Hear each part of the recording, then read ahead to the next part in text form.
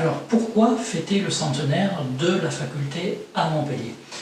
Les amis de la faculté se souviennent peut-être qu'en 1996 a eu lieu une grande fête, les fêtes du 400e anniversaire de la faculté. Donc il est légitime de se poser la question.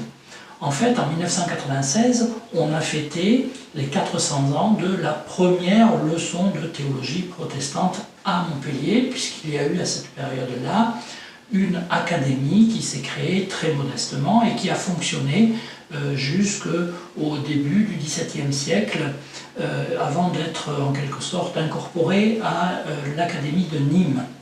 Mais il faut attendre 3 siècles pour qu'en 1919, l'enseignement de la théologie protestante revienne à nouveau à Montpellier avec le transfert de la faculté de théologie qui était jusque-là à Montauban.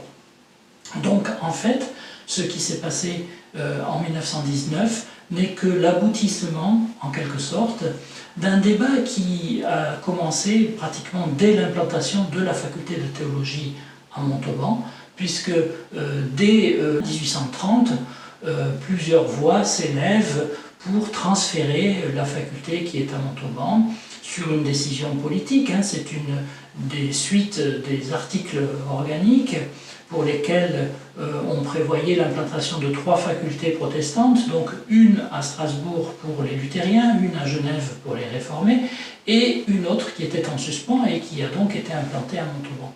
Et donc régulièrement, la question de cette implantation à Montauban se posait et plusieurs voulaient la transférer soit à Paris, soit à Nîmes, soit dans une autre ville. Montpellier avait déjà été évoqué.